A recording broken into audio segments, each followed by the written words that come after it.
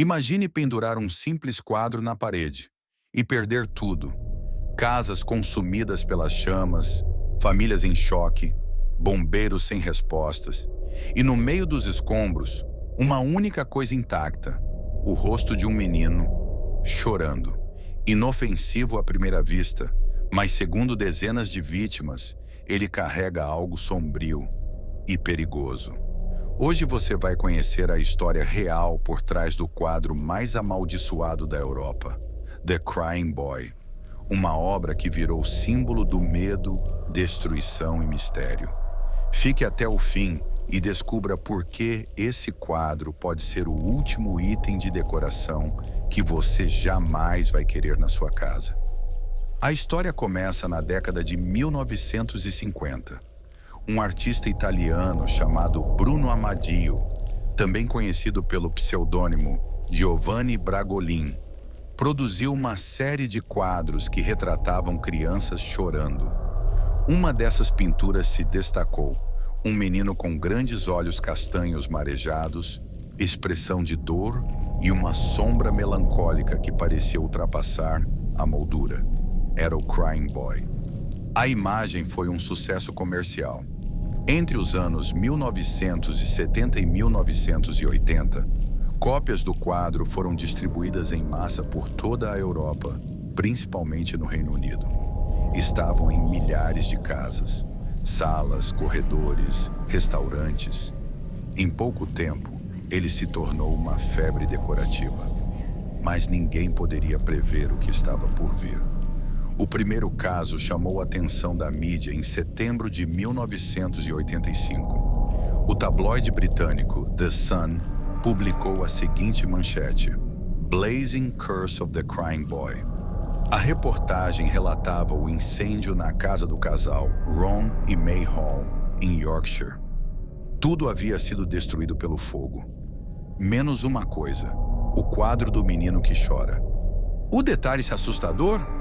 Ele estava completamente intacto, sem fuligem, sem queimaduras, como se o fogo o tivesse evitado deliberadamente. E aquilo foi só o começo. Em pouco tempo surgiram dezenas de casos semelhantes, famílias diferentes, cidades diferentes, mas o mesmo padrão: casas queimadas e o quadro do menino sempre intocado. Alguns bombeiros chegaram a recusar entrar em casas com aquele quadro na parede. Um deles declarou: não importa onde ele esteja, ele sempre sobrevive e sempre há fogo. O pânico se espalhou rapidamente. Programas de TV, jornais e rádios noticiavam o fenômeno. Algumas famílias queimaram os quadros por conta própria. Outras entregaram às igrejas ou enterraram longe de casa.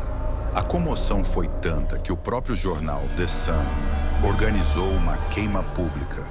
Leitores enviaram os quadros para a redação, que os destruiu em uma fogueira coletiva. Mas mesmo ali, alguns quadros resistiram mais do que o esperado. Com o avanço do medo, surgiram teorias sobrenaturais.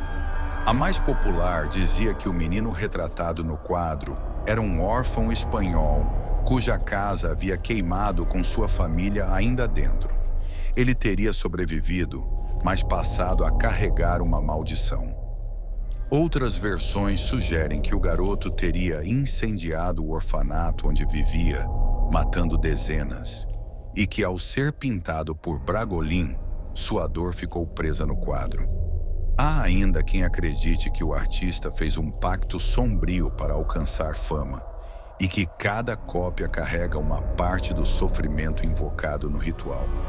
Histórias de atividades paranormais ligadas ao quadro também surgiram. Luzes piscando, objetos caindo, animais inquietos e até vozes infantis no meio da noite.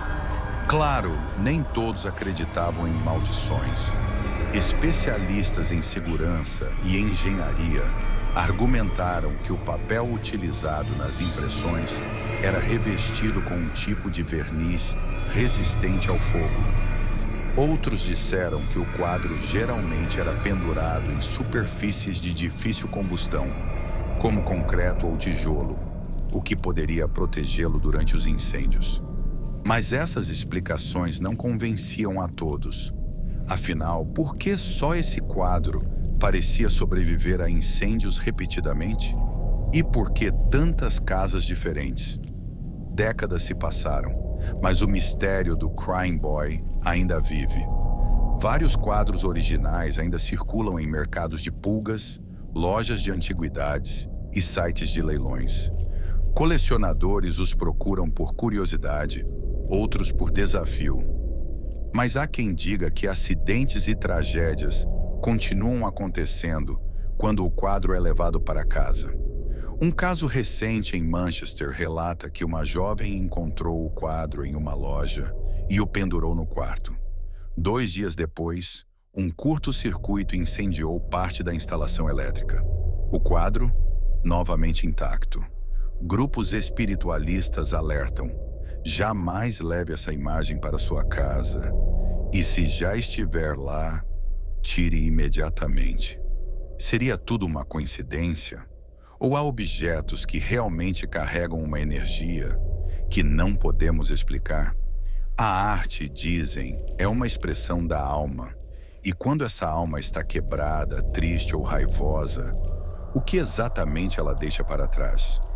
Seja maldição, sugestão coletiva ou apenas acaso, o fato é, o Crying Boy continua nos desafiando a entender onde termina a arte e onde começa o sobrenatural. Você ainda acha que é só um quadro comum? Será que teria coragem de pendurá-lo na sua parede agora? Se gostou dessa história e quer mais casos macabros baseados em fatos reais, inscreva-se no canal e ative o sininho. E lembre-se, quando algo olha para você da parede, talvez você também esteja sendo observado.